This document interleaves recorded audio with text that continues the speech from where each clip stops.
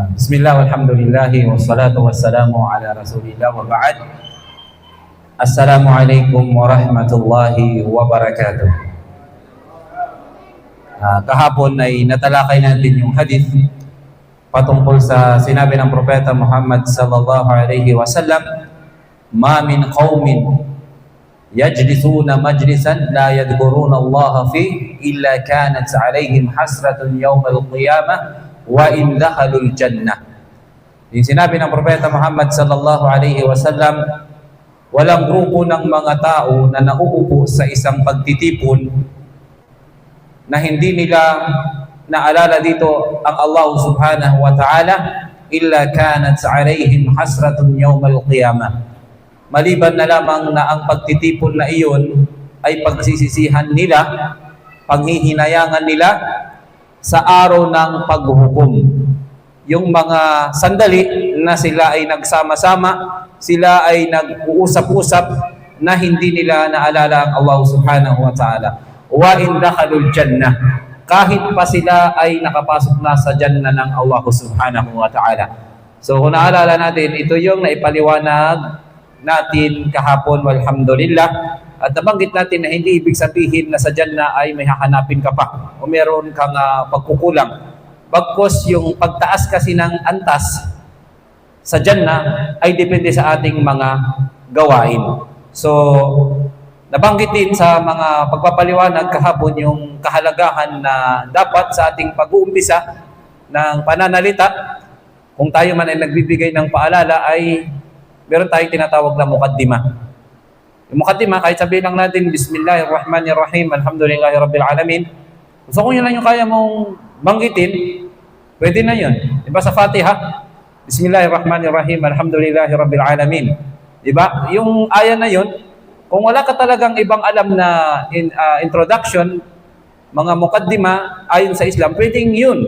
O dagdagan ko, salatu wassalamu ala rasulillah wa ba'd. Yun yung tinatawag na maikling mukaddimah.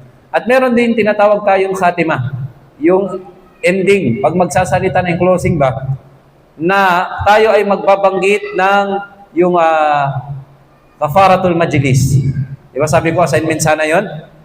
Sabihin natin, pagkatapos nating mag-usap-usap, magpulong, sabihin natin, Subhanakallahumma wa bihamdik, wa ashhadu an la ilaha illa anta wa astaghfiruka wa natubu ilaik. Assalamualaikum warahmatullahi wabarakatuh. Yung purpose ng doa na iyon ay patatawarin ni Allah ang anumang pagkukulang natin habang tayo ay nag-uusap, habang tayo ay nandoon sa pagtitipon. Kung meron man tayong pagkakamali, nakalimutan, o nagmanabis man tayo, so anumang mga pagkakamali, pagkakasala na namagitan o nangyari habang tayo ay nag-uusap, yun ay kabayaran o patatawarin ng Allah subhanahu wa ta'ala kapag nabanggit natin yung dua na iyon, yung panalangin na iyon. So, sa mga hindi pa po naka-memorize, inshallah ay sikapin nating maisaulo. At nabanggit din natin yung kwento patungkol doon sa mga malaika na umiikot sa mga daanan, naghahanap sila ng mga grupo ng mga tao o ng mga kamusliman na gumugunita kay Allah subhanahu wa ta'ala. Nag-aaral ng Islam. Banggit natin yung mahaba yung hadith na yun, yung kwento na yun. No? Na kapag nakatagpo sila, ay sasabihin na nila yun sa Allah subhanahu wa ta'ala na nakatagpo sila ng mga kamusliman na umaalala kay Allah subhanahu wa ta'ala at sila ay patatawarin ng Allah subhanahu wa ta'ala. Kahit pa yung dumaan lang at hindi naman niya intensyon yung mag-aral. Halimbawa, meron siyang ibang pakay, dumaan sa masjid, nakita niya may nag-aaral ng Islam, nakiupo siya, nakinig siya, pati siya ay bahagi na doon sa gantimpala ng Allah subhanahu wa ta'ala. At merong hadith na nabanggit pa rito sa aklat na ito at nabanggit natin ito nung mga naunang pag-aaral natin at babanggitin natin bilang review kasi nabanggit ito dito sa hadith kadugtong. Sabi ng Propeta Muhammad sallallahu alaihi wasallam, "Majtama'a qaumun fi baitin min buyutillah, yatluna kitaballah wa yatadarasunahu bainahum illa nazalat alaihim as-sakinah wa ghashiyatuhum ar-rahmah wa haffathum al-malaika wa dhakarahum Allah fi man 'indah." So konektado ito doon sa mahabang hadith, kwento na nabanggit natin kahapon, alhamdulillah.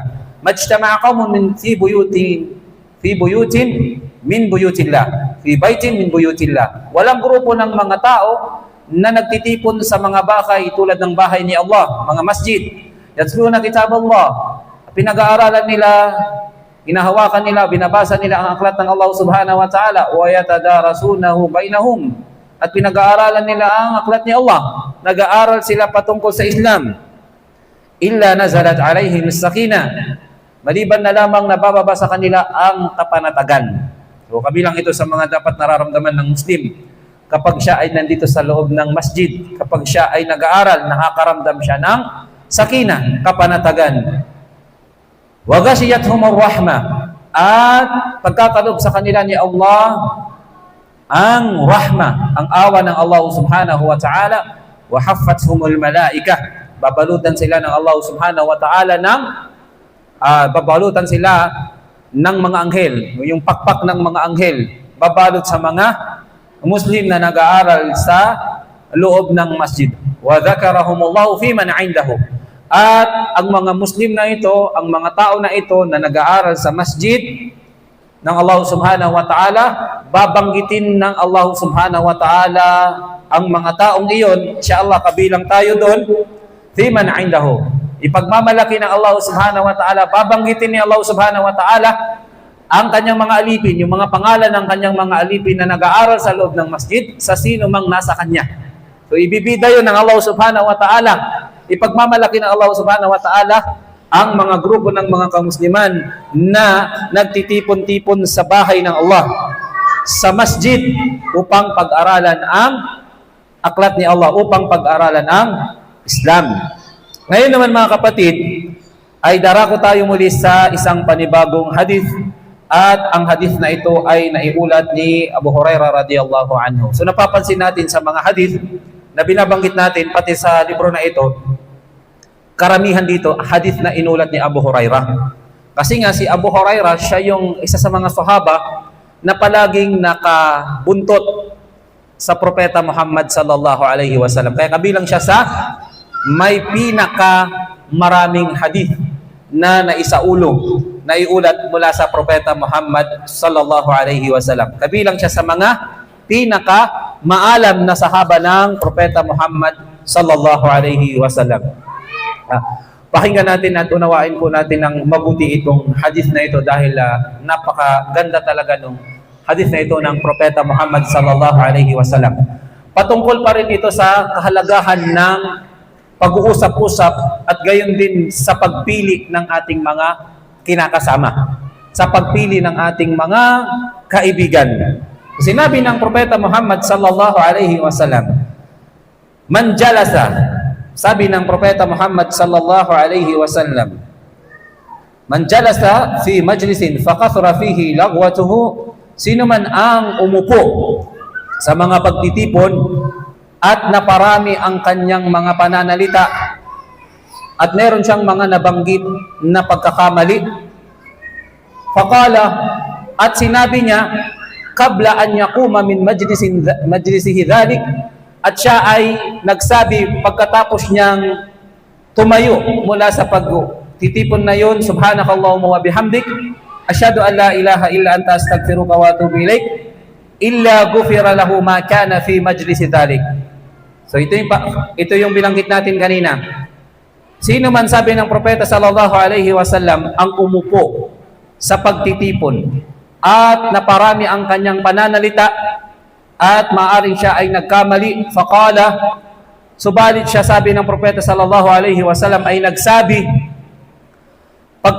bago siya tumayo, subhanakallahumma wa bihamdik, kaluwalhatian sa iyo ya Allah, ashhadu an la ilaha illa anta, ako ay sumasaksi na walang ibang Diyos maliban lamang ikaw ya Allah, illa, sabi ng propeta Muhammad sallallahu alaihi wasallam, illa ghufira lahu ma kana fi majlisihi dhalik, maliban, sabi ng propeta Muhammad sallallahu alaihi wasallam, na patatawarin siya ng Allah subhanahu wa ta'ala sa anumang kanyang mga naging pagkukulang o pagkakamali sa pagtitipon na yon. At pagkatapos ng hadith, sinabi ng propeta sallallahu alaihi wasallam sa karugtong na hadith, innama mathalul jalisus salih wal jalisis saw kahamilil misk wa nafikhil khair. Sabi ng propeta Muhammad sallallahu alaihi wasallam, ang halimbawa daw ng mabuting kasama, ng mabuting kaibigan,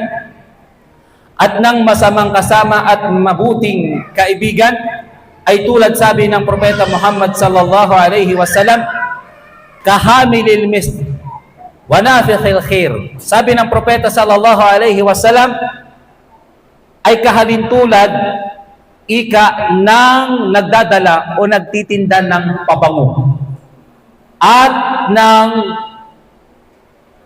ano tawag doon sa sa panday? Panday. Panday, ano? O, panday na yun. At ng taong panday, wa nafikhil khair. Yung ano nito, nafikhil khair, sabi niya yung parang pumupukpok ng bakal habang nauusukan siya. Ang tinutukoy talaga rito yung panday. Nakakita na kayo ng panday? Panday yung totoo. Sa amin meron, sa Manawag, sa Barangay Tubel, meron. Meron yung habang pinupush niya yung sa may pugon, makikita mo talaga yung apoy. Talagang napakatindi. Tapos nandoon yung bakal. Tapos pinapanday niya yung bakal hanggang sa mahulma ito maging itak. So sinabi ni Propeta Muhammad sallallahu alaihi wasallam, yun daw ika ang kahalintulad o halimbawa ng isang mabuting kasama at ng masamang kasama. Tulad daw ng mabuting kasama o mabuting kaibigan, yung nagbibinta ng pabango. Yung nagbibinta ng pabango. At yung masamang kaibigan o masamang kasama, yun daw ika yung kahalintulad ng panday. So hindi natin dito ginajudge yung panday. Huwag natin iisipin na ay masama pala yung panday. Hindi yun yung tinutukoy. So mamaya, may paliwanag dito, mas mauunawaan natin kung ano ba yung kahulugan nung binanggit na ito ng Propeta sallallahu alaihi wasallam. Sabi ni Propeta Muhammad sallallahu alaihi wasallam, fahamilul misk, imma yung daw nagbibinta, nagtitinda ng pabango o nagdadala ng pabango, imma an yuhdiyaka. Yung nagtitinda ika, sabi niya ng pabango ay maaari kanyang bigyan ng pabango. Yung nagtitinda ng pabango. O maaari ka daw ika, sabi niya, bumili sa kanya. Maikayat ka, di ba? Titinda ng pabango. Naamoy mo yung pabango eh. Mabango talaga. Di ba? Maaari kanyang bigyan ng pabango, o di kaya ikaw mismo, bibili ka mula sa kanya. O kaya, sabi ng Propeta sallallahu alaihi wasallam, makalanghap ka ng mabangong amoy mula sa kanya. So, ang daming benepisyo. Pag yung mabuting kaibigan, para siyang mabuting pabango.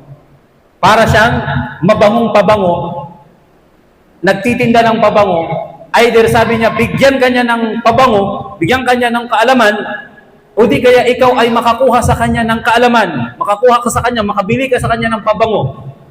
O di kaya ay makalanghap ka. Ibig sabihin, mahawa ka sa kanyang kabanguhan. Kapag may dumaan doon, mabango, kahit wala ka namang pabango, sasabihin ng dumaan, ay ang bango naman nila. Pero yung kasama mo lang talaga yung mayroong pabango doon, yung mabango doon. Pero dahil kasama mo, parang lahat na kayo damay. Hindi pa ganon? Tayo mismo, pag dumadaan tayo minsan sa napaka bangong lugar, di ba? Ang pabango naman nila. Pero hindi natin alam, isa lang doon yung mabango. So ganun yung kahalintulad na binanggit ng Propeta sallallahu alaihi wasallam. Sabi niya, sa isang mabuting kasama, sa isang mabuting kaibigan. Para siyang, sabi niya, nagbibinta o nagtitinda o nagdadala ng pabango. Subalit, sabi ng Propeta sallallahu alaihi wasallam, wa nafikhul khair imma ay yuhrika thiyabak wa imma an tajida rihan kabithatan. Sabi ng Propeta sallallahu alaihi wasallam, tungkol naman daw ika doon sa isang masamang kasama, masamang kaibigan, ay para daw ika siyang panday. Yun ay nabanggit natin. Panday, yung gawain ng panday. Di ba? Nauusukan siya, naiinitan siya, tapos yung amoy, hindi kaaya-aya. Kita kayo nung nasusunog na, ano? Na bakal. Yung pang wini-welding, di ba? Kita nyo pag umusok yun, ang sakit sa ulo, ang sakit sa ilong. Di ba? Ang sakit pa sa tibdib. So, ganun din natin tulad ng Propeta sallallahu alaihi wasallam naman, yung isang masamang kasama o masamang kaibigan para daw ika siyang panday. Bakit? Maaring sabi ng Propeta sallallahu alaihi wasallam, kapag kasama mo ang tao na ito, maaring masunog niya ang iyong kasuotan. Tama? Pag lagi kang nakadikit doon, sige, subukan nyo. Tayo mismo, punta kayo sa panday. Di ba? Busy-busy siya, tapos lagi kang nakadikit sa kanya. Ang sabi ng Propeta sallallahu alaihi wasallam, maaring masunog niya ang iyong kasuotan. O, sisisihin mo siya. Sisisihin mo ba yung panday? Bakit nasunog yung kasuotan mo? O, sisisihin mo yung sarili mo? Bakit ka pa kasi lumapit doon? Di ba? So, maari niya sabing masunog ang iyong kasuotan o kaya'y makalanghap ka ng mabahong amoy mula sa kanya. Malanghap po yung mabahong amoy mula sa kanya. Yung nabanggit natin, di ba? Yung usok nun, tapos siya mismo pinagpapawisan. Ulit, ha? Hindi natin ginajudge o idinadown yung panday. Ito lang ay pamamaraan ng Propeta sallallahu alaihi wasallam sa kanyang pagpapaliwanag para madaling maunawaan ng kanyang mga sahaba. Maging tayo. Di ba sa mga nagtuturo, pati nga sa psychology, pag nagbigay ka ng halimbawa, mas magiging magaang maunawaan ng mga nakikinig, ng mga estudyante, yung tinutukoy mo pag mayroong halimbawang nabanggit. So ito yung sinabi ng Propeta Muhammad sallallahu alaihi wasallam, sa masamang kasama, para ka daw ika, pagkasama mo ay iyang masamang kasama, parang panday, maaring masunog niya ang iyong kasuotan, makalanghap ka ng mabahong amoy mula sa kanya. So ano yung paliwanag, karagdagang paliwanag doon sa hadith?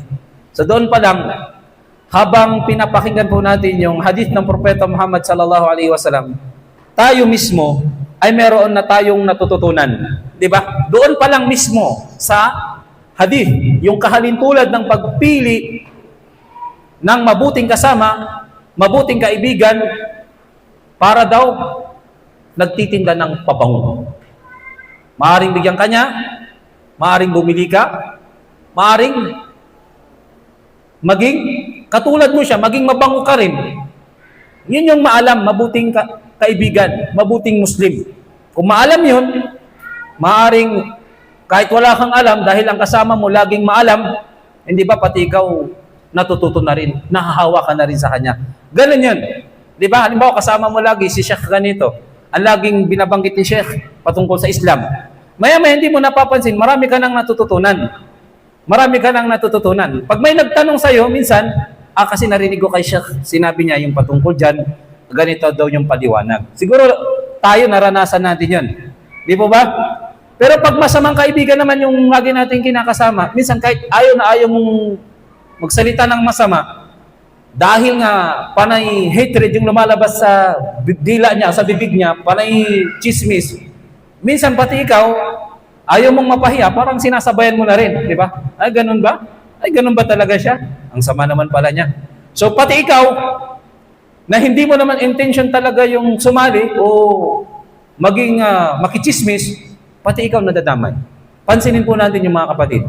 Pag ang kasama natin, yung hindi mabuting kaibigan, halimbawa hindi Muslim, hindi lang naman hindi Muslim yung minsan, di ba? Pati nga Muslim minsan, di ba? May mga iba rin na nalilihis pa rin, di ba? So pansinin nyo, kapag masamang kaibigan, masamang kasama, ano laging bukang bibig? Buhay ng iba. Di ba? Yung buhay ng iba, yung puna sa iba. So lahat ng pagkakamali ng iba, alam nila. Ang hindi nila alam yung sariling pagkakamali. Di ba? Nakikita nila lahat ng dumi ng ibang tao, pero hindi nila nakikita yung kanilang sariling dumi. So, pati tayo na hahawa pagka ganung mga grupo ng mga tao. Kaya dapat tayong umiwas doon kasi para sila, sabi ng Propeta sallallahu alaihi wasallam, para silang mga panday. Either masunog ka, masunog yung damit mo, mahawaan ka ng masamang amoy, o baka maging katulad ka na rin nila. Di ba? So sabi rito, ni Ibn Hajar al-Asqalani, sabi niya, patungkol sa hadith na ito, sabi niya, ang pakikisama sa mga taong matuwid ay may pakinabang sa relihiyon at sa mundo.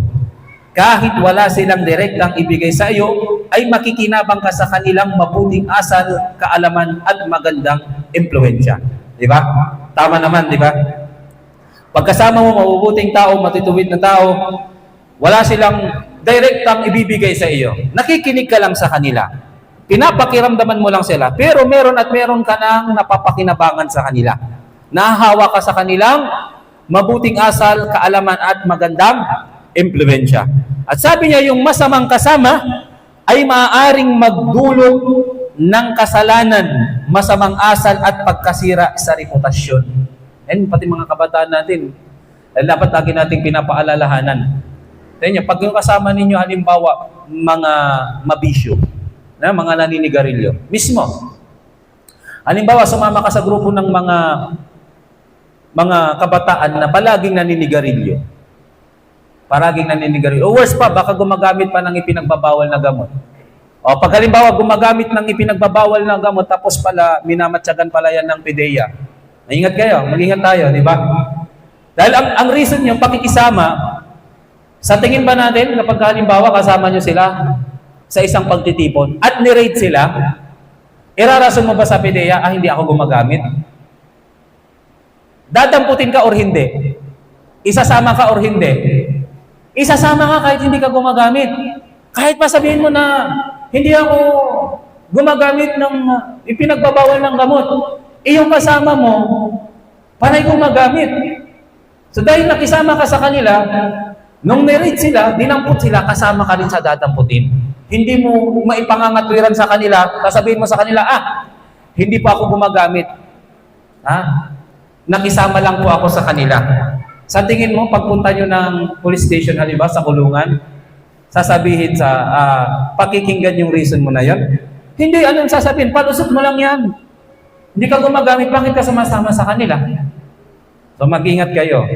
Ayaw nyong ma-impluensyahan ng bisyo, ayaw nyong, halimbawa, matuto ng sigarilyo, pag-inom ng alak, huwag kayong sasama sa mga taong iyon. Kung alam nyo na gano'n yung gawain nila. Kahit pa ang sasabihin nyo, pakikisama. Hindi mo alam. Yung reason mo na pakikisama, unti-unti ka na nilang madadala. Unti-unti ka na nilang ma-impluensyahan. Tingnan nyo, kayo mismo. Pag ang kasama nyo, kayo, nagsasala, nag-aaral ng Islam. Diba? At merong isa sa inyo na medyo naliliis, gumagawa ng hindi maganda. Diba napapaalalahanan nyo? Wag yan, natutunan natin yan sa pag-aaral. Haram yan. Diba? So pati kayo mismo nagpapaalalahanan na. So ganun dapat. Piliin natin yung mabuting kasama, mabuting kaibigan.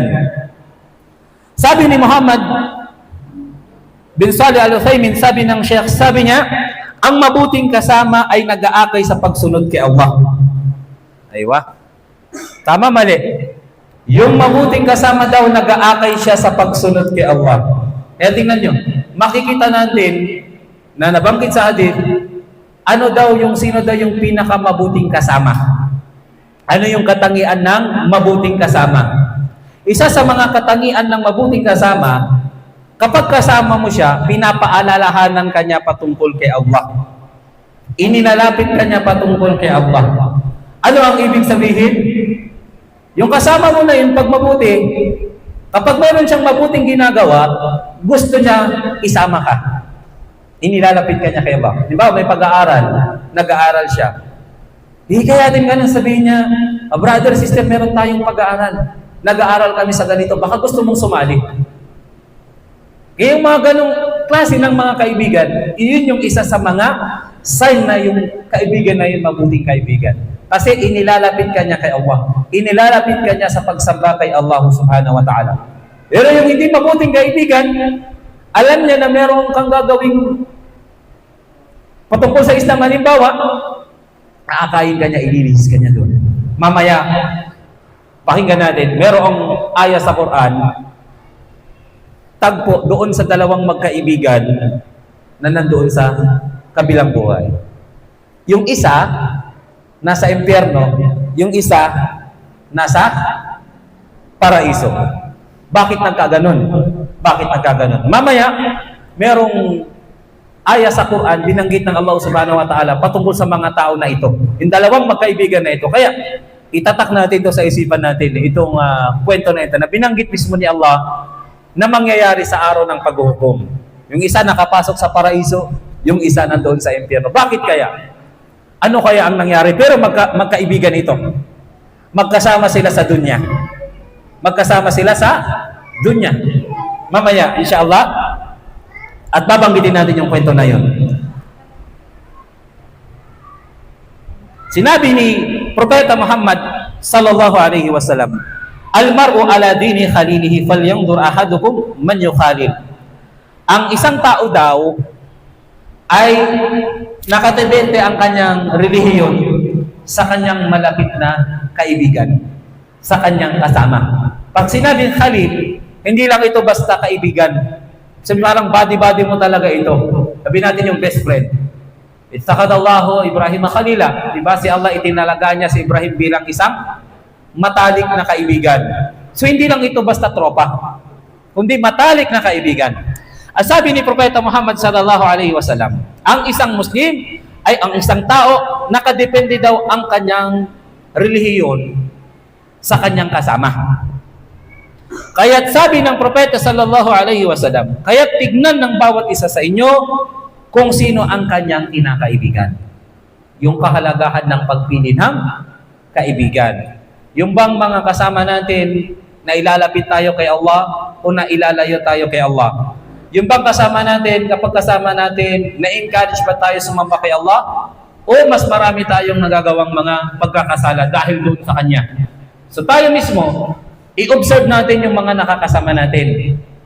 Tandaan natin, hindi tayo pinigilan, pinagbawalang makitungo sa mga hindi mananampalataya. Lalo na kung hindi naman tayo pinagbabawalan sa ating relihiyon. Pero hindi natin sila maaring ituring talaga na khalil. Yung as in, yung turing mo sa kafir, mas tinuturing mo pa siyang tunay na kaibigan, mas minamahal mo pa siya kaysa isang mananampalataya. So hindi po pwede sa isang mananampalataya. Sa isang mananampalatayang Muslim. Paano mo mamahalin ng higit yung isang tao na ipinagtatambal niya ang iyong Panginoon? Na hindi niya kinikilala si Allah? Kung ikaw ba halimbawa yung magulang mo binabastos ng kasama mo, ituturing mo ba yung malapit na kaibigan? Ha? Nilalapastangan niya yung sabihin niya, yung nanay mo, yung magulang mo, yung tatay mo patay na ganito, ganyan. Di ba? Ituturing mong malapit na kaibigan yun? Hindi. Kasi pinabastos niya yung magulang mo eh. Eh ano yung sinasabi nila kay Allah? Sinasabi nila si Allah siya si Isa. Namatay daw, ipinako sa krus. Ano pa? Yung mga iba't ibang mga sinasabi nila. Si Allah daw nagkaanak. Si Allah daw ipinanganak. So, sinasabi nila yun sa Allah, tapos ituturing mo silang pinakamalapit na kaibigan. So, hindi po pwede yun sa atin bilang isang mananampalatayang Muslim. Ang ating mga kapatid na Muslim na nananampalataya kay Allah, sila yung ituring nating pinakamalapit sa atin. Kasi innamal mu'minuna ikhwa. Ang sabi ni Allah sa Quran, tunay na magkakapatid ay sila na magkakapatid sa pananampalataya. Kasi meron tayong iba't ibang klase ng ukhuwa sa dunya. Alam ba natin yun mga kapatid? Merong iba't ibang klase ng kapatiran na meron dito sa dunya. Halimbawa, yung pagkakapatiran natin dahil sa magulang. Iisa tayo ng sinapupunang pinagmulan. Di ba? Kapatid natin sabi sa dugo. Pero hindi naman sila mananampalataya. Di ba? Yun yung una. Pangalawa, kapatid kay Adam at saka kay Eva. Tayong lahat, magkakapatid. Meron pa yung mga bagong ngayon, yung kapatid sa gang, di ba? Kapatid sa fraternity, ang daming kapatiran. Di ba? Ang dami niyan. Pero sa lahat ng mga kapatiran na yan na nabanggit, ang sinabi lang ni Allah sa Quran, innamal mu'minuna ikhwa. Ang tunay na magkakapatid lamang ay sila na magkakapatid sa pananampalataya. Dahil yung pagkakapatiran nila, pagkakapatiran alang-alang kay Allah subhanahu wa ta'ala. Yung mga tinuturing nating mga kapatid na hindi alang-alang kay Allah, na hindi sila mananampalataya, dito lang yan sa dunya. Pero yung mga yan na hindi naman sila naniniwala kay Allah, hindi man sila makakasama sa paraiso. Ang makakasama natin, yung ating mga kapatid na nananampalataya kay Allah, nag-aakay sa atin sa pagsamba. Sila yung ingatan natin. Sila yung pahalagahan natin. Kaya nga, isa sa mga biyaya sa atin ni Allah, kapag pinagkalooban po tayo ng mga kaibigan na nagpapaalala sa ating pananampalataya. Minsan parang na-awkward na tayo sa mga kapatid natin, sa mga sister siguro natin. Maya't maya ang laging sinasabi patungkol sa Islam. Di ba? Dapat nga matuwa tayo eh. Dapat nga magpasalamat tayo kay Allah kasi ganung kaibigan yung meron tayo. Yeah? Tanda natin, kahit gaano kabuti yung kaibigan natin, halimbawa kapatid nating Muslim, huwag nating isipin na ligtas yan sa pagkakamali. Oo, meron tayong mga kaibigan, napakabuti nila, napakabait nila, pero hindi man sila anghel. Hindi, walang perfectong tao, walang perfectong kaibigan. Kaya nga may kasabihan yung mga ulama eh. Ang sino man daw naghahangad ng perfectong kaibigan, pag sinabong perfecto, hindi nakakamali, perfecto eh, di ba? Perfectong kaibigan ay hindi siya magkakaroon ng kaibigan kailanman. Di ba? Kasi, kuluban ni Adam Khapa, ang sabi ng Propeta sallallahu alaihi wasallam, ang lahat daw ng anak ni Adan ay nagkakamali, nakakalimot tayo. Hindi po ba? Minsan, may mga nagpapaalala sa atin, nagkakamali din yan. Pero hindi naman sana ibig sabihin na magkamali sila, yung pagkakamali nilang nila yung titignan natin. At parang, sabi na naman natin yung puting, papel na may tuldok. Napakabuting kaibigan yan, puting-puti, pero may nagawa lang siyang tuldok. Ang tinitignan yung tuldok. Di ba? Tingnan nyo to. Oh. Puting-puti. Di ba? O halimbawa, imagine mo kupon ito na plain kupon lang. May tuldok dyan. Maliit lang. Ano yung mapapansin nyo dyan? Yung tuldok. Di ba? Pag binabanggit nyo lagi, yung kupon, may tuldok yan, may tuldok, marumi yan, marumi. Di ba? Pero hindi mo nakikita yung puti. Yun yung kabutihang nagawa sa iyo ng tao. Ang tinignan mo lang yung tuldok. Di ba? Kaya pag pinapaalalahanan ka, pinapaalalahanan naman ako niyan. Siya din naman, nakagawa siya ng ganito, ganyan. Di ba?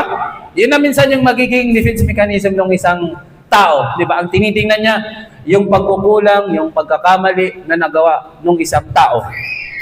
Pero hindi niya nakikita minsan yung kabutihan. Pinapaalalahanan siya, tinuturuan siya, di ba? Inaakay siya sa pag-aaral, sa pagsamba kay Allah subhanahu wa ta'ala. Kasi lahat naman tayo, kahit gaano tayo magsumikap, maging mabuti, hindi tayo magiging perfecto. Magkakamali at magkakamali pa rin tayo. Makakalimot at makakalimot pa rin tayo. Di ba? So yun yung reality mga kapatid. Pero ang importante, continuous tayo. Kasi tandaan po natin, hindi naman ibig sabihin halimbawa na nagkamali ka, nakalimot ka, o nagkasala ka, ay hindi ka na magbibigay ng paalala. O hindi kaya, yung tao na nagpapaalala sa atin, yung sister o yung brother, nagkamali siya, nakalimot siya, o may kahinaan siya, hindi ibig sabihin na nakalimot siya, nagkakamali siya, nagkakasala rin siya, ay hindi ka na makikinig sa kanya. Hindi ka na makikinig sa kanya. Kasi kung ang tinitignan natin yung perfectong tao talaga, kailangan maging perfect ka muna para kunin ko yung paalala mo, ay walang ano sa atin, walang qualified sa atin. Kasi lahat tayo nagkakasala. Kasi lahat tayo nakakalimot. Kaya hindi dapat maging mindset natin na kailangan perfecto yung nagpapayo bago siya pakinggan. Kailangan yung sister, hindi ko siya makitaan ng pagkakamali para siya lang yung pakikinggan ko. Kasi kung ganun yung mindset natin, walang qualified ni isa sa atin. Kasi kahit ang mga propeta, nagkakamali din sila. Ang mga propeta mismo, nakakalimot din sila. Paano pa kaya tayo? Alhamdulillah. So, ang pagpili ng mabuting kaibigan ay kabilang sa binigyang babala sa atin ng Propeta Muhammad sallallahu alaihi wasallam. Pag meron tayong mali na nakita sa kapatid natin, ang sabi ng Propeta sallallahu alaihi wasallam, meron lang tayong tatlong pagpipilian. Tandaan po natin ito. Pag nakakita tayo ng mali o kasalanan ginagawa yung kapatid natin, meron tayong tatlong pagpipilian. Itinuro sa atin ng Propeta sallallahu alaihi wasallam. Maliban dito, wala na. Yung nabanggit sa ng Propeta sallallahu alaihi wasallam. Ang sabi ni Propeta Muhammad sallallahu alaihi wasallam, "Man ra'a minkum munkaran falyughayyiru biyadihi."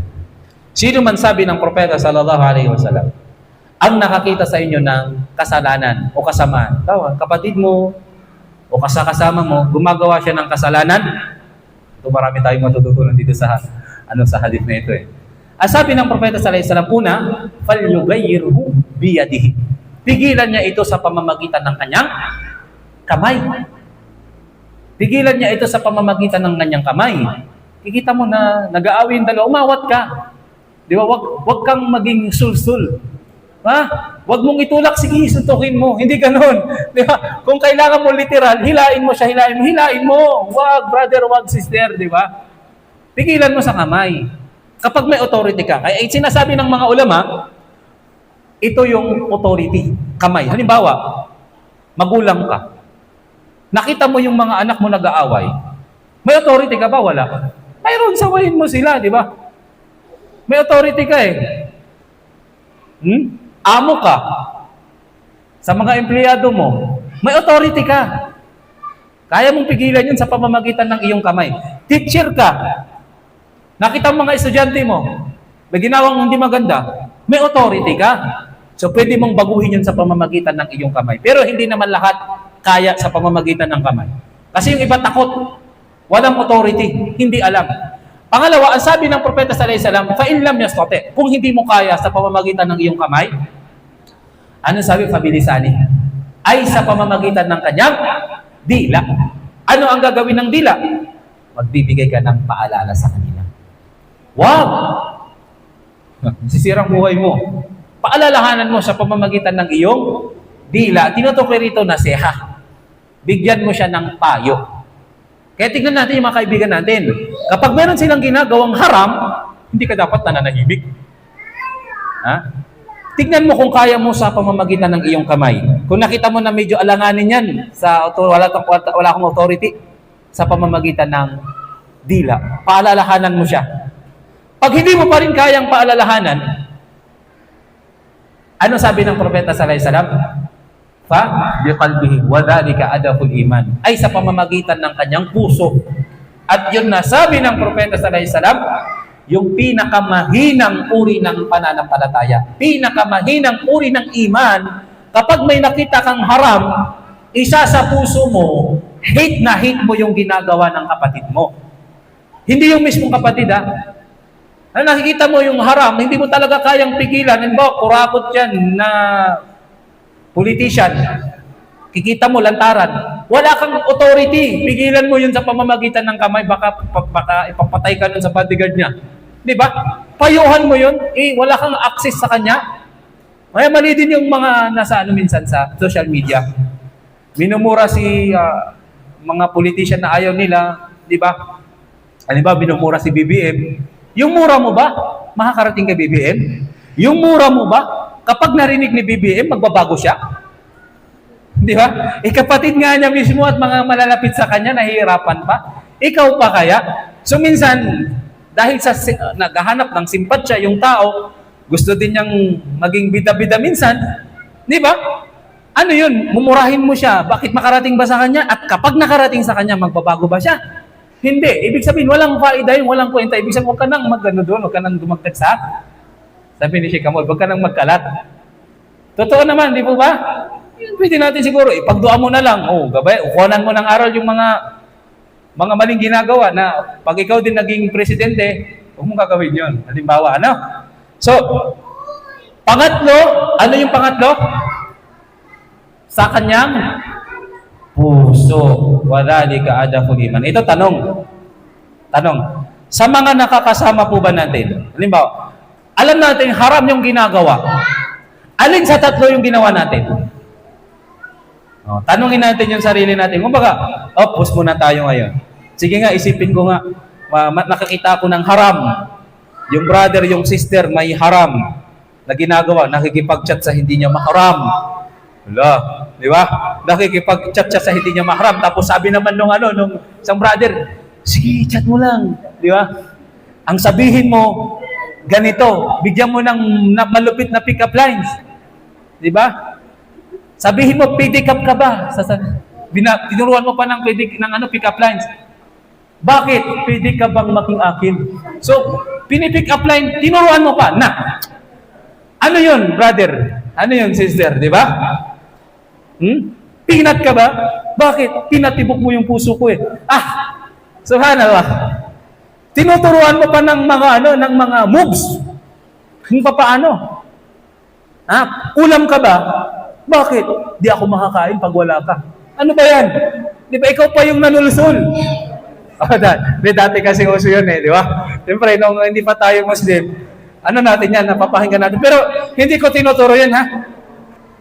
Huwag niyong sabi, ikaw ba si Sadako?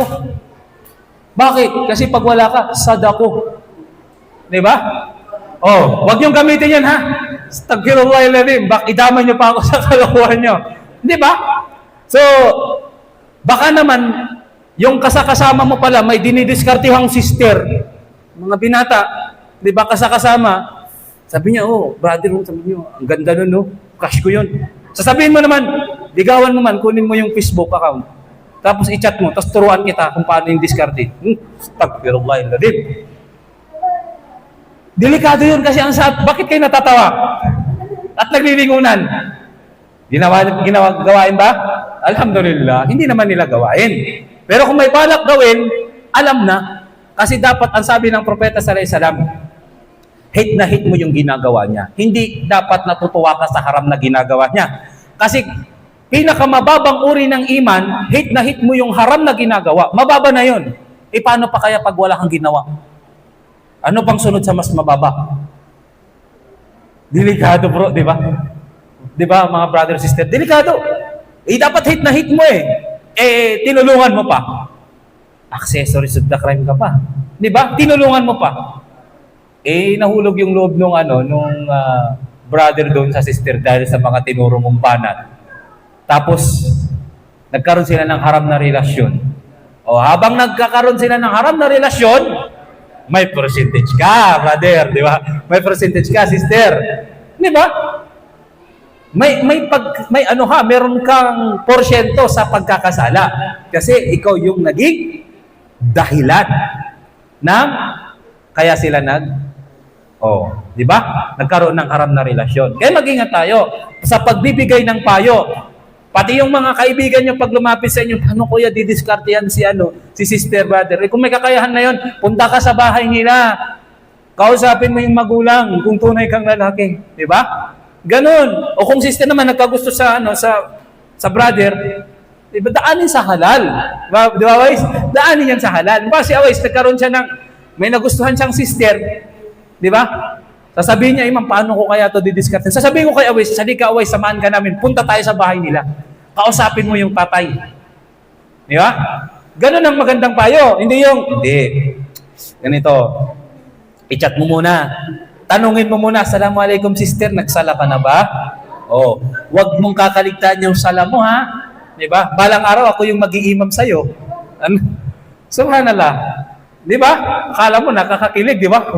Pala, ang syaitan, ayan na, tuwang-tuwa na sa ginagawa mo. Sister, kumain ka na ba? So, ginagawa mo parang, dadawahan ko to, yung sister na to. Dadawahan ko. Hindi siya sa dawa, pero ang totoo, niligawan mo talaga. Hindi mo siya dinadawahan. Kumbaga, panakip mo lang. Yung front mo lang yung dawa, pero dawa ligaw pala. So, mag-ingat tayo doon. Kapag may nakita tayo, mga kasama natin, gumagawa ng haram, nakakalimot, kasi minsan hindi naman talaga intentionally gustong gawin ng brother or sister. Hindi niya lang talaga alam na haram yun. Kaya tayo, mag-ingat din tayo. Hindi yung pag nakita mo na ganito yung ginagawa ng kapatid mo, bago pa lang sa Islam, hindi pa nga niya alam na haram yun eh. Tapos ikaw naman, dahil agresibo ka, uy, haram yan, pag ginawa mo, hindi ka Muslim, pag ginagawa mo yan. Di ba? Parang masyado kang stricto. Dapat alamin din natin yung kalagayan ng isang tao. Lalo na pag bagong embrace pa lang ng Islam. Diba? Ano nga saan, bawang pa lang ng Islam, nag-uumpisa pa lang sa pag-aaral. Hindi naman kayo magkaparehas ng antas ng iman at ng kaalaman sa Islam.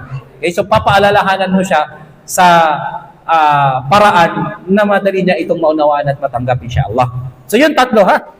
Ano ulit yun, Ahmad? Una, pag nakakita ng mungkar, kasamaan, pipigilan sa pamamagitan ng kamay. Pag hindi kaya, away sa dila. Pag hindi kaya, Mark, sa pamamagitan lamang ng puso. Ano yung gagawin ng puso mo? Matutuwa ka ba? Sabihin mo, ayos, no? May chicks na yung brother ko. Ganun ba? Diba? O hate na hate mo. Hate na hate mo. Pag hate na hate mo, ibig sabihin, hindi mo siya isusupport doon. Kasi hate na hate mo nga yung ginagawa eh. Haram yung ginagawa eh. Bakit ka matutuwa? Hindi porque nilibre ka niya ng Jollibee, isusuportahan mo na siya. Hindi porque lagi ka niyang nililibre. O kasi lagi mo naman akong nililibre. Sige, suportahan kita kahit ano. Kahit saan suportahan kita. No, mali yun.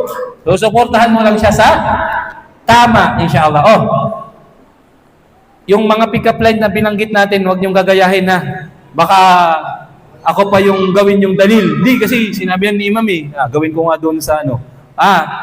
Wala akong kinalaman dyan. Hindi na ginawa lang nating halimbawa.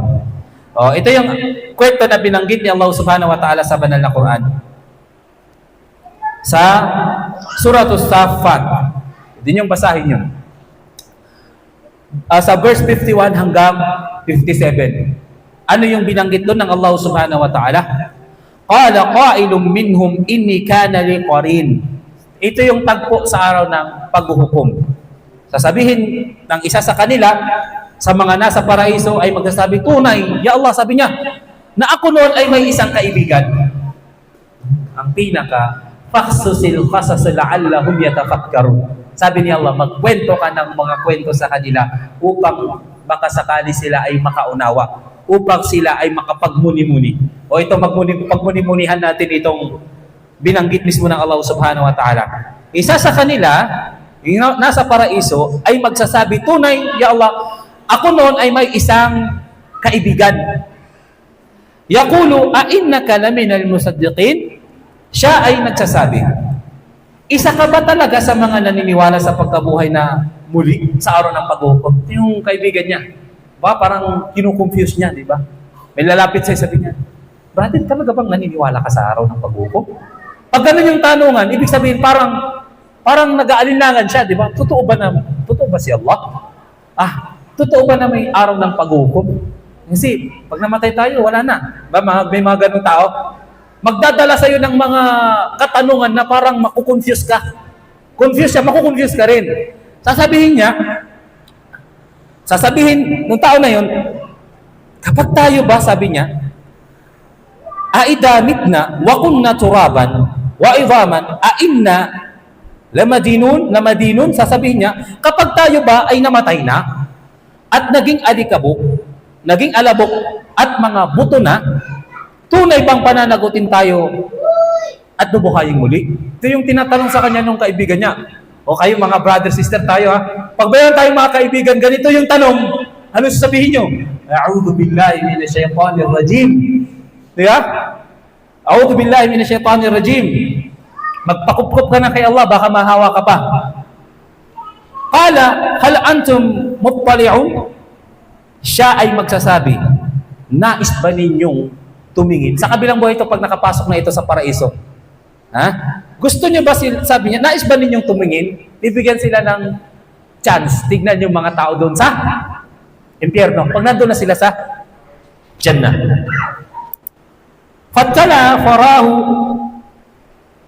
fi sawa'il jahim. Kaya siya ay tumingin at nakita niya ang kanyang dating kaibigan sa gitna ng impyerno. Yung kaibigan niya na yun. Yung nagkukonfuse sa kanya. Totoo ba na pag namatay tayo, meron bang araw ng paghukom? Totoo ba na pag naging alikabok na tayo, naging buto, bubuhayin tayo muli? Di ba? Yung mga tanong na ganun. Kaya siya ay tumingin at nakita niya ang kanyang dating kaibigan sa gitna ng impyerno. Qalat Allah, in kittu laturdin. Sasabihin nung nasa paraiso na ito, sasabihin niya, Isinusumpa ko sa Allah, sabi niya, muntik mo na akong maipahamak. Yung tao na yun nandun sa impyerno. Sabi niya, Allah, sumpaman sa Allah, muntik mo na akong maipahamak. Yung tao na yun na nagtatanong-tanong sa kanya ng ganong katanungan, nakapasok sa impyerno, yung lagi niyang kasama, yung kaibigan niya sa dunya. Ha? Sasabihin niya, muntik mo na akong naipahamak. Dito na, minsan ba, nagkaroon tayo ng kaibigan na sulsol. Tapos, susundin sana natin yung payo niya, pero paniniwalaan sana natin, pero hindi natin pinaniwalaan. Tapos sabihin natin, buti na lang hindi ko siya pinaniwalaan. Buti na lang hindi ko sinunod yung kanyang sinabi. Kasi baka pag sinunod ko yun, ganito na rin yung nangyari. Minsan may mga ganung tagpo na sa atin, di ba? May mga ganun na tayong experience. Di ba? Sabihin parang natutuwa tayo kasi hindi tayo sumunod sa kanya. Hindi niya tayo nadala. Ganun. Di ba? Buti na lang. At yun mismo yung sasabihin ng Muslim na ito. Sabi niya, sinusumpa ko kay Allah, muntik mo na akong maipahamak. Walau la ni'matu rabbi lakuntu minal muhdarin. Sasabihin niya, kung hindi lamang sa biyaya sa akin ng aking Panginoon na si Allah, ako rin sana ay kabilang sa mga dinala sa kaparusahan. Diba? Kung hindi lang sa awa, hindi lang sa biyaya ni Allah, siguro kabilang ako sa mga pinaparusahan sa impyerno. Kasi yun naman talaga. Kung hindi dahil sa awa, gabay na Allah subhanahu wa ta'ala sa atin, marahil hanggang ngayon nga kabilang pa tayo sa mga naligaw eh. Ano ba yung ginagawa ng mga ligaw? Diba? Halimbawa tayo mga balik Islam, o kahit pa-born Muslim, meron tayong mga gawain nun na kapag ini-imagine natin ngayon, sasabihin na lang natin, Alhamdulillah. Di ba? Alhamdulillah kasi ginabayan ako ni Allah. Ginabayan ako sa tamang paniniwala. Kasi kung hindi, imagine mo, nakikipagsiksikan ka pa ngayon sa Manawag. Di ba? Inahaplos mo ng panyugo yung mukha ng birhen na ribulto na napakarami ng mga sipon at laway na nakahaplos doon. Sumasaw-saw ka pa rin doon sa pinapaniwala ang holy water na dinudurahan pala nila ng mga loko noon. Di ba? Doon yung mga plema, tapos sasaw-saw mo yung kamay mo doon, tapos sabi, magsasign of the cross ka pa, di ba? Sabi, feeling mo, blessed na blessed ka ng laway nila. Di ba? Na-imagine yung ginagawa noon, pupunta ka sa harap, tapos susubuan ka ng, sabi daw, laman ni Kristo daw, nagtaka ko nun eh. Grabe naman tong laman ni Jesus Christ, hindi nauubos. Diba? Bata pa lang ako, meron na to. Hanggang ngayon, meron pa, ano yun, cannibal? Diba? Sasabihin laman, body of Christ. Ikaw na amen ka ng amen. Di mo naiintindihan. Iyon na body of Christ. Katawan ni Kristo, sinusubo sa'yo, amen ka naman. Diba? Yung mga ganong gawain. Di ba kayong iba, nasubukan pang mag-alay lakad, magpapako sa krus, pako na nabili sa tapko. Di ba? Ganon. Ang daming mga ginagawain, marami tayong mga gawain noon na kung iniisip natin ngayon, sasabihin natin, Alhamdulillah. Di ba?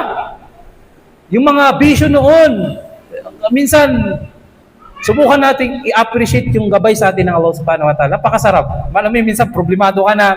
Minsan, kulang na yung pera mo. Di ba? Wala pang katapusan, pero katapusan na ng pera ko. Di ba? May mga ganon. Minsan, imagine natin yung biyaya ng Allah. Di ba? Yung dati. O sige nga, meron kang bilyong-bilyong pera ngayon, pero hindi ka Muslim. Sige nga. Meron kang lahat ng luho na hinahangad mo noon, meron sa'yo ngayon, pero hindi ka Muslim. Wala pa rin. Diba? Kaya sasabihin lagi natin, Alhamdulillah sa biyaya ng Allah subhanahu wa ta'ala. Malala nyo nung hindi pa tayo practicing, nung hindi pa tayo Muslim, yung gawain natin noon na ganun, kung paano pag namatay tayo sa kalagayan na yon. Hindi ba? Nakakatakot? Hindi ba ngayon masasabi natin, Alhamdulillah? Alhamdulillah talaga. Di ba? Nag-alhamdulillah ka na. Alhamdulillah talaga. Kasi kung hindi dahil sa awat, gabay ni Allah, imagine mo, ginagawa pa rin natin yung mga ginagawa natin noon. Ang hirap noon, nagpapakahirap ka. Simbang gabi, hindi ka natutulog. Alay lakad, pagod na pagod. Di ba? Ang daming mga sakripisyo. Pero, walang saysay. Nasa ligaw pala. Kaya, tayo, alhamdulillah, Yung biyaya sa atin ng Allah subhanahu wa ta'ala. Wa in ta'uddu ni'matallahi la tuhsuha. Kung bibilangin lamang ninyo ang biyaya ni Allah, hindi nyo kayang bilangin ito. Ako nga minsan iniisip ko yung pangarap kong maging ministro nung araw ng Iglesia ni Cristo.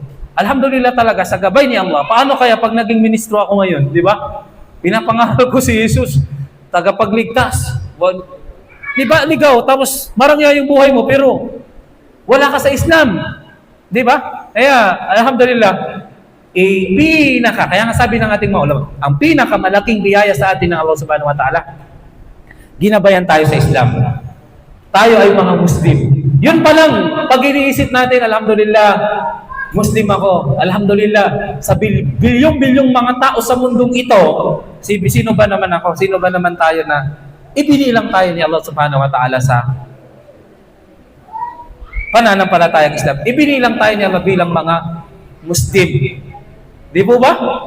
Kaya, yung mga ginawang daan ni Allah para, ano ba, yung asawa natin, mga kaibigan natin, na nagsikap sila, hindi tayo tinantanan.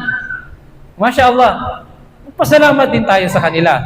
La yashkurullah man la yashkurun nas. At sabi ng Propeta sallallahu alaihi wasallam, ang sino man daw na hindi siya nagpasalamat, naging mapagpasalamat sa tao, ay hindi siya naging mapagpasalamat kay Allah. Minsan yung asawa natin noon, di ba, nakukulitan na tayo pero hindi tayo tinatatan. Yun yung totoong love. Di ba? Ayaw ka nung asawa mo mapahamak.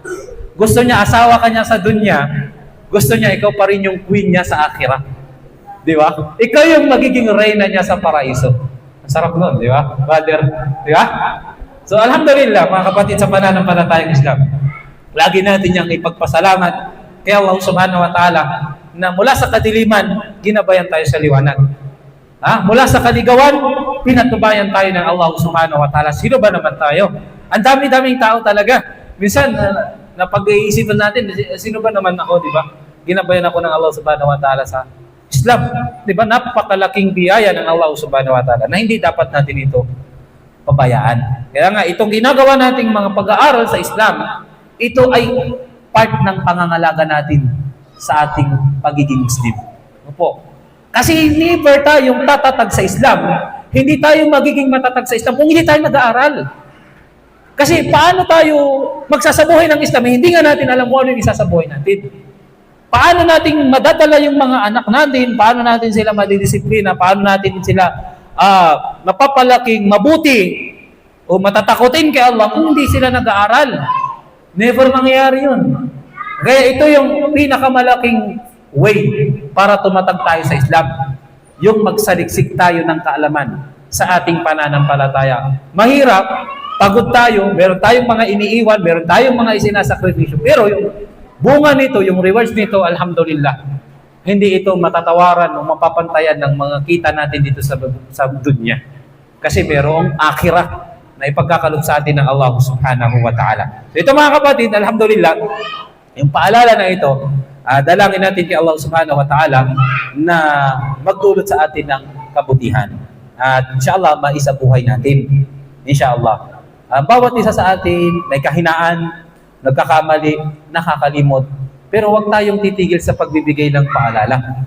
Kasi kung yun yung gagawin nating rason, ayaw na nating magpaalala, dahil nagkakamali din tayo, nakakalimot din tayo, ay wala nang qualified.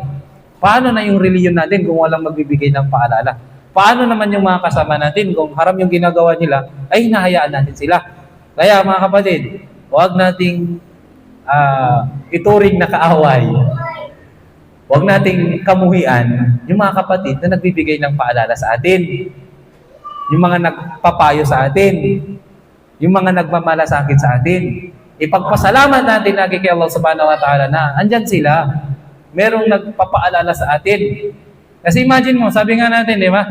Yung kapatid mo, nakikita mo, mahuhulog na siya sa bangin. Dire-diretso pa rin siya. Di ba? Kung mahal mo talaga, kakalad ka rin mo yan kahit masaktan na yan minsan. Masakitin sa'yo minsan yung pagpapaalala mo minsan, parang nasasaktan na yung kapatid mo. Kaya ayaw mo siyang mapahamak eh. Minsan kakalad ka rin mo talaga yan. Kaysa naman pabayaan mo siya, sabi mo, hayaan mo na yan. Di, pahulog yun sa bangin. Di ba?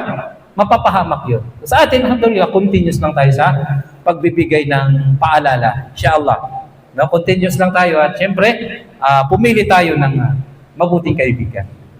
Mabuting kaibigan na naglalapit sa atin kay Allah subhanahu wa ta'ala. At lumayo tayo, umiwas tayo sa mga grupo ng mga tao na wala talaga tayong nakukuha sa kanila kundi maasiya. Wala tayong natutunan sa kanila kundi kasalanan, kundi kasamaan. Kaya inshallah, ayan yung mga paalala na nabanggit dito sa class natin tinatalakay. Nawa ay nagbigay ng pakinabang ito sa ating lahat at dagdagan pa ni Allah ang ating mga kaalaman. Kaalaman na magdudulot sa atin ng pakinabang dito sa dunya, higit lalo sa kabilang buhay. Subhanakallahumma wa bihamdik wa nashhadu an la ilaha illa anta wa nastaghfiruka wa natubu ilaik. Assalamu alaikum warahmatullahi wabarakatuh.